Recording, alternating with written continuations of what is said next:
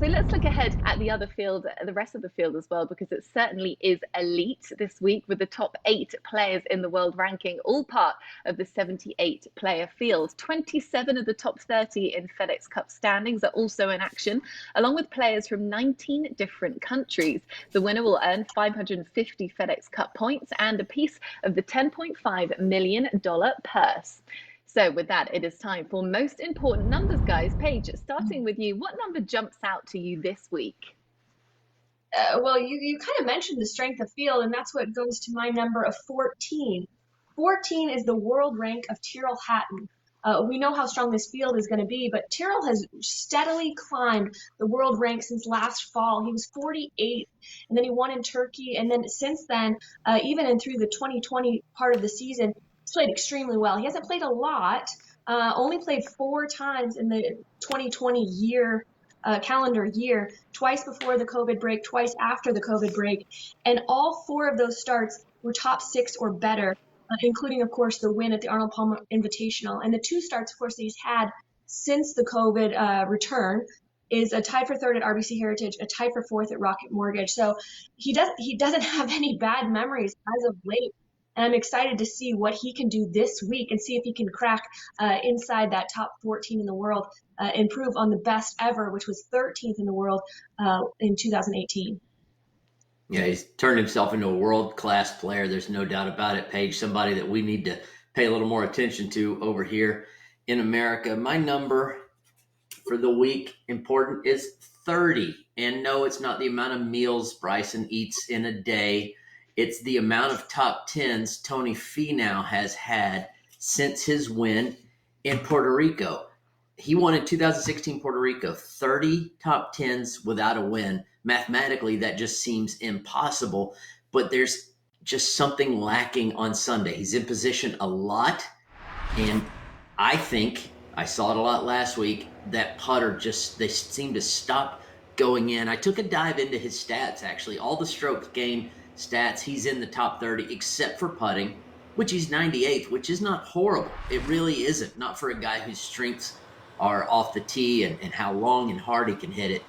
But there's something about putts like this very one that happened Sunday. You know, they kind of fall into the statistics and they don't tell the story, but the putts like these where they're a little bit weak, they don't get hit solid. He pulls them at the wrong time. That is what needs to change to make the 31st top 10 be the one that counts, be the big one that finally gets him the win that we think we should see him doing more often. But again, watch out for Tony Finau this week. He's obviously playing well, just needs to make putts on Sunday. I know, I feel like we say that every single week. Watch out for Tony Finau because he will no doubt open another door. It's just whether he can close it this time, Robert. Okay, so my most important number. Now, this relates to Dustin Johnson. Now, we thought DJ was back. He won the Travelers at 19 under par. This score is his score to par through the Memorial and the 3M Open through his last 3 rounds of golf. Now, that is his worst performance to par in 3 consecutive PGA Tour rounds in his career. So since the Travelers, I mean, his game has done a complete and utter 180. He ultimately withdrew at the 3M Open, citing back injury, but he had 5 balls in the water in his first 9 holes that week. So whether it's injury, I can't quite put my finger down to what exactly we're seeing from Dustin at the moment, but to go through the Travelers at 19 under and then continue after that 23 over through his next 3 rounds is a little confusing, but we know he's had success at this course. He's a 2-time winner of this event, Damon. So questions are in the air for DJ right now.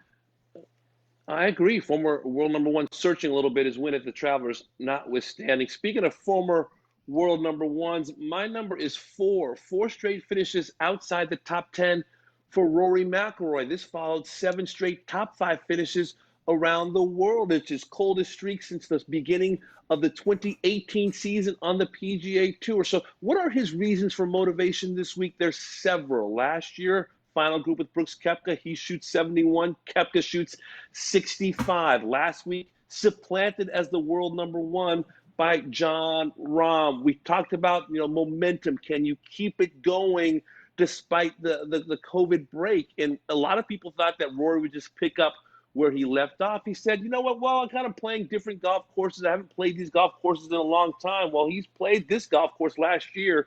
It's time for Rory to get moving in this 2020 season. Yeah, I liked his chances at Muirfield Village at Memorial.